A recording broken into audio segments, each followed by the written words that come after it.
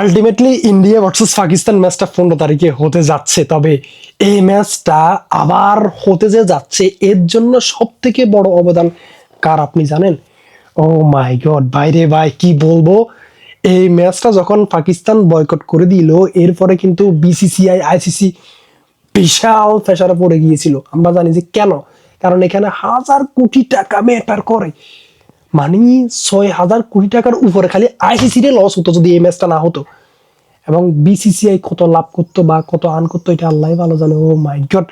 যাই হোক, এর জন্য কিন্তু তারা অনেক বেশি প্রেসারে পড়ে গিয়েছিল এবং তারা চেয়েছিল যে যেভাবে হোক এই ম্যাচটা খেলতে হবে পাকিস্তানকে। এর জন্য কি করেছে জানেন? আমরা জানি যে PCB BCCI PCB BCB ICC তারা সবাই মিলে অনলাইনে সরাসরি পাকিস্তানে গিয়ে মিটিং করেছে এবং মিটিং শেষে কি হলো তো আমরা জানি যে রাজি হলো পাকিস্তান। তবে রাজি কেন হলো, কার জন্য হলো জানেন?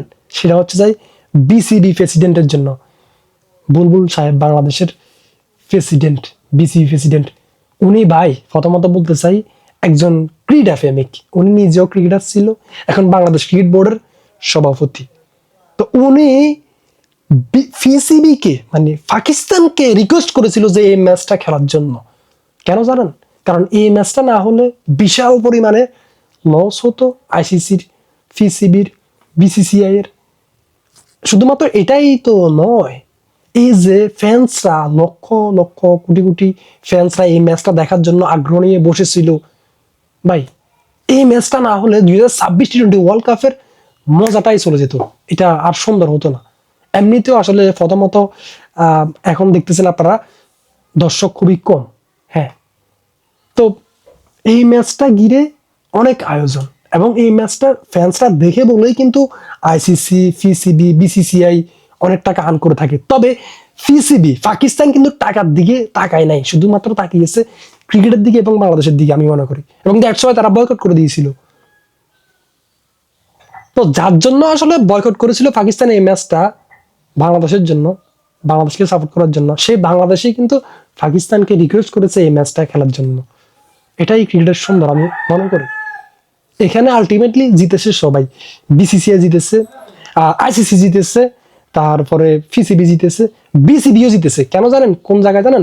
এই যে এই ম্যাচটা খেলার জন্য পিসিবি কে বলেছিল বাংলাদেশ ক্রিকেট টিম, এর জন্য কিন্তু আইসিসিও খুব খুশি। কারণ যদি আপনার এই ম্যাচটা আপনার পাকিস্তান খেলে তাহলে তো আইসিসি অনেক টাকা পাবে, বুঝতে পেরেছেন? তো এই যে এখানে একটু লাভ হলো আইসিসির, এর জন্য কিন্তু আইসিসি বাংলাদেশকে একটা শাস্তি দেওয়ার কথা ছিল, ওই শাস্তি দিতে যাচ্ছে না, দিবে না বলেছে তারা।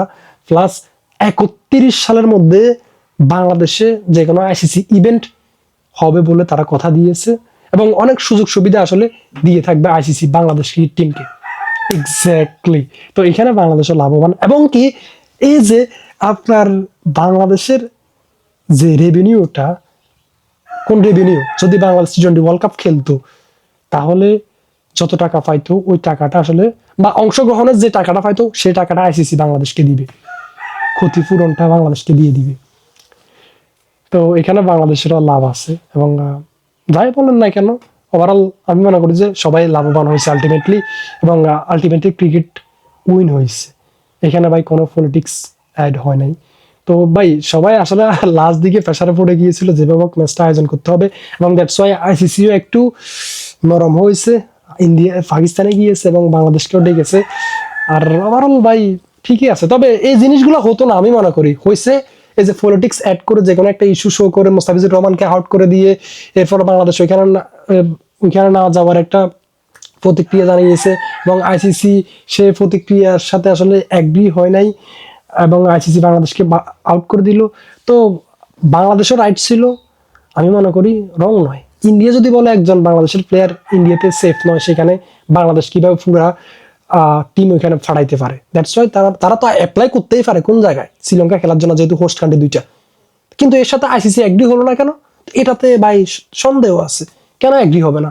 একটা দেশ যেখানে বলেছে যে একটা প্লেয়ার সেফ না, দ্যাটস ওয়াই তারা যাচ্ছে না আরেকটা হোস্ট কান্ট্রিতে খেলবে। তো এটার সাথে তো এগ্রি হওয়া উচিত আইসিসির, কিন্তু আইসিসি এগ্রি হয় নাই।